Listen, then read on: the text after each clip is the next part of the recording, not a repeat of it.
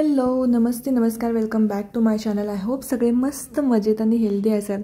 आज डायरेक्ट कामापासून ब्लॉगची सुरुवात होती आहे. इथे मी राजनंदिनीसाठी खाऊ बनवलं होतं, म्हणजेच राईस, डाळ वगैरे असं सगळं शिजवून घेतलं होतं. तर ते थोडंसं मॅशरने मॅश करून घेते, कारण अजून तिचे दात एवढे व्यवस्थित म्हणजे सगळे नाही आलेले, समोरचे 4 दात आलेत फक्त. त्यामुळे कंप्लीट असं चावून व्यवस्थित खाता येत नाही, म्हणून मग मी मॅश करत होते. इथे मी थोडंसं फोडणी घालण्यासाठी वरून तूप घेते, तुपाची फोडणी, त्याच्यामध्ये जिरं, कढीपत्ता असेल तर कढीपत्ता, बाकी थोडंसं अगदी किंचित असं मी जिरा पावडरसुद्धा टाकते, थोडी टेस्ट यावी म्हणून. मग ती आवडीने खाते. अगदीच सुकं सुकं सगळं दिलं ना तर ती खात नाही कधी, त्याच्यामुळे मग असं काहीतरी ॲड करत असते मी. तर इथे तिच्यासाठी हे खाऊ बनवत होते मी. हे 2 टाईमचं बनवते, म्हणजे एकदा दिलं की अजून एक 1.5 तासांनी पुन्हा हेच देते मी खायला तिला.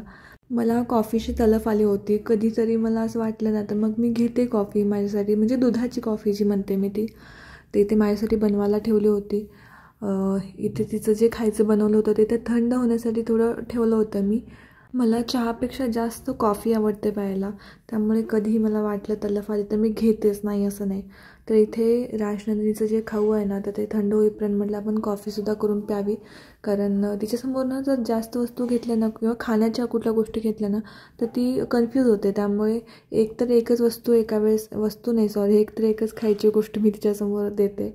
तर इथे तिचं पाण्याचंसुद्धा मी रेडी करत होते पिण्यासाठी. या निमित्ताने म्हणजे आता हे जे स्किपर घेतले ना मी, त्यानिमित्ताने ती पाणी जास्त पिते आवडीने.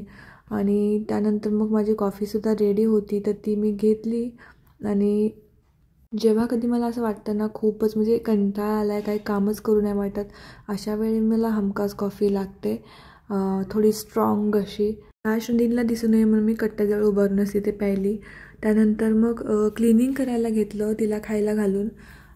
बरेच दिवस झाले, म्हणजे आता दिवाळीनंतर क्लीन केलं नव्हतं हे सगळं, म्हणून म्हटलं आज करून घ्यावं. वरचेवर करून घेतलं तर नंतर जास्त त्रास होत नाही, त्यामुळे हे सगळं क्लीन करायला घेतलं. बऱ्याचशे जे कॅरी बॅग्स वगैरे ज्या असतील ना त्या सगळ्या मी इथं ठेवल्या होत्या. जेव्हा कधी बाहेर जायचं असेल अचानक की मग त्या लागतात, मग इकडे तिकडे शोधण्यापेक्षा एकाच ठिकाणी व्यवस्थित ठेवलेलं बरं, म्हणून मी त्या रॅकमध्ये तिथे ठेवलेल्या असतात. 3-4 दिवसापासून हे सगळं करायचं होतं मला, बट माझी तब्येत थोडी ठीक नसल्यामुळे हे थोडं लांबणीवर पडलं होतं. पण मला अजिबात असं फ्रेश फील होत नव्हतं घरात, सारखं माझी चिडचिड व्हायची घरात असं पसारा असला की. म्हणून आज म्हटलं काहीही झालं तरी आपण करून घ्यायचं. हे काही फ्रूटसुद्धा होते तर ते सुद्धा काढून ठेवले. त्यानंतर ट्रॉलीच्या खाली ना तिथे कधी कधी धूळ भरपूर साचलेली असते, म्हणून मग तीसुद्धा स्वच्छ करून घेतली. आणि लागलीच या मॉप स्पिनरने ना क्लीनसुद्धा करून घेतलं. या स्पिनरचा ना मॉपचा ना मला खूप जास्त फायदा झाला आहे. जास्त वाकायची गरज नाही, त्रास करून घ्यायची गरज नाही आहे. त्याच्यामुळे म्हणजे असं आतला जो एरिया आहे ना तो क्लीन करायला थोडा प्रॉब्लेम होतो इथे, पण या स्पिनरच्या हेल्पनं सध्या सगळे होते, कारण तो अगदी कंप्लीट सगळ्या दिशेने तो मूव्ह होतो, त्यामुळे काही टेन्शनच नाही आहे. त्यानंतर हे असं म्हणायला हरकत नाही आहे की माझं सगळ्यात बेस्ट परचेस आहे ॲमेझॉनवरचं हे.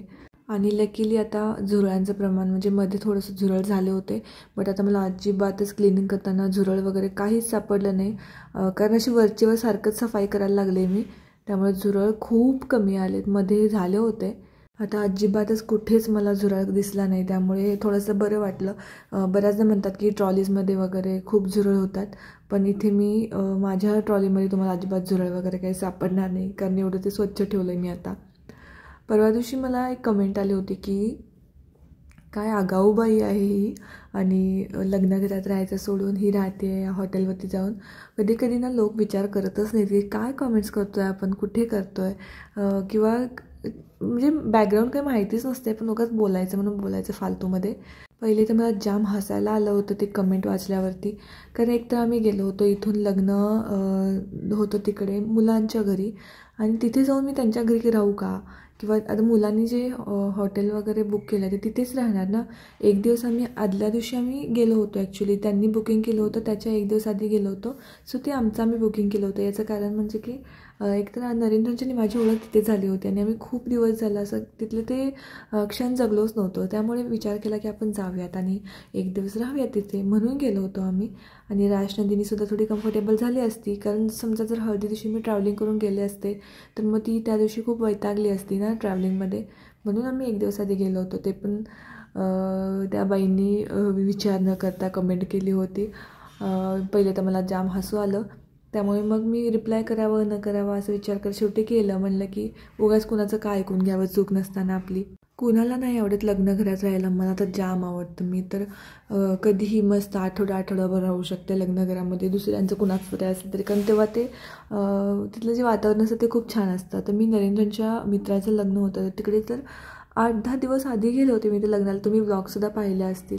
सो काही प्रश्नच येत नाही. पण लोक आजकाल ना काही विचार करत नाहीत, काय नाहीत. आपण काय बोलतोय, कुणाला बोलतोय, कशाबद्दल बोलतोय, काहीही विचार न करता फक्त बोलायचं म्हणून बोलायचं. त्यातून कुठला असा आनंद भेटतोय, राक्षसी आनंद, या लोकांना मला तर काही समजत नाही. दुसऱ्यांना बोलून आम्ही तरी कधी कुणाला बोलत नाही असं उगाच विनाकारण. जेव्हा समोरच्याची काहीच चूक नसेल तेव्हा. चूक असेल तर ठीक आहे, नसेल तर तुम्ही उगाच कशाला कुणाला काही बोलताय आणि काय फरक पडतोय. तुम्ही चांगल्या भाषेत कमेंट केलं तर चांगल्या भाषेत उत्तर मिळेल, वाईट भाषेत जर कमेंट करत असाल तर वाईट भाषेत उत्तर मिळणार तुम्हाला. रेणुका मॅमसुद्धा आहेत, मी आता त्यांचं खूप वेळा नाव घेते, कारण तसे बरेचसे लोक जे मला नेहमी कमेंट्स करतात. पण रेणुका मॅमचं नेहमी एक असतं की त्या माझं जरी काही चुकलं तरी त्या चांगल्या भाषेत सांगतात. म्हणजे मला खूप आवडतं त्यांचं. आणि जरी चांगलं असेल तर कौतुकसुद्धा करतात.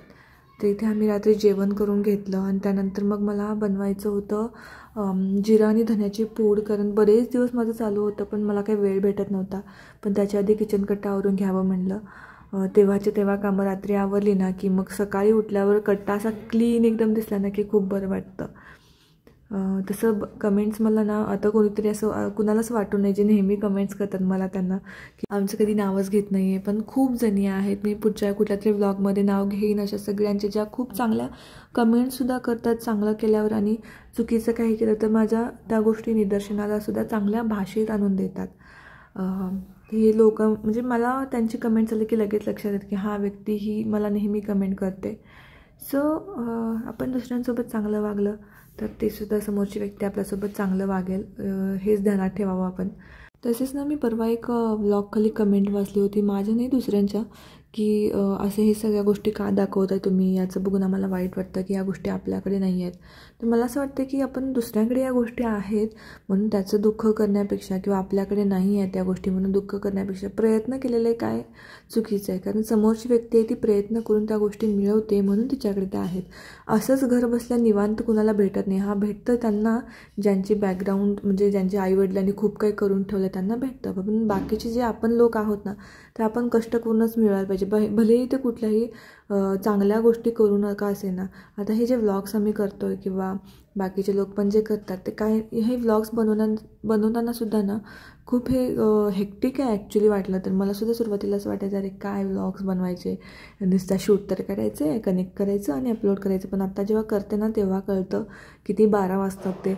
कधी कधी झोपायला उशीर होतो आणि घर बसल्या रिकामी बसून फालतू काहीतरी करण्यापेक्षा ना ॲटलिस्ट हे तरी बरं की इथून तरी पैसा कमवतोय. इथे दरवाजा वाजला म्हणून मी आता मी नरेंद्र बाहेरून आले, मग मी इथे लपून बसले होते, त्यांना जरा भीती घालायची म्हणून.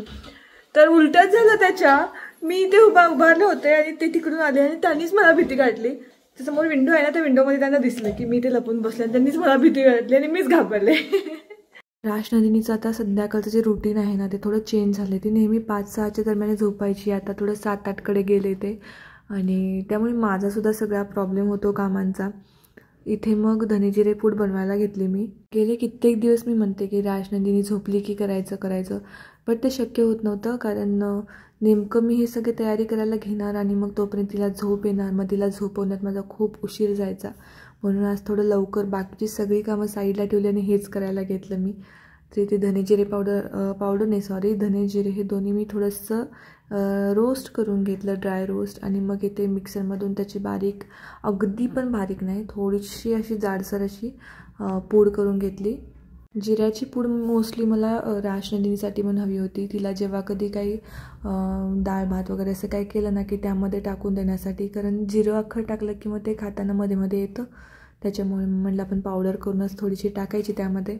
पहिल्यांदा असं झालं असेल की माझा जवळजवळ 80 to 90% व्लॉग जो आहे तो असा मी व्हॉइस ओव्हर करते आहे. सो जर तुम्हाला असे काही व्लॉग्स वगैरे आवडत असतील किंवा वेगळं काही हवं असेल तर मला नक्की सांगा, मी ट्राय करेन. दोन्हीसुद्धा पावडर इथे करून झाल्या होत्या. मग दोन्ही ताटांमध्ये मी काढून थोडंसं कूल होण्यासाठी ठेवलं आणि लागलीच ना, हे सुद्धा क्लीन करून घेतलं. मला काहीतरी ना एन्झायटी आल्यासारखी होते असा पसारा बघितला की. त्यानंतर दोन्ही पावडर वेगवेगळ्या काचेच्या बर्नीमध्ये भरून ठेवले आणि नेहमीसाठीचे म्हणजे रोजच्या वापरात आपण जे असते ना, तर त्याच्यासाठी या मसाल्याच्या डब्यातसुद्धा काढून ठेवली. Hope you like this vlog. Like करा, शेअर करा, चॅनलला सबस्क्राईब करा. चला बाय.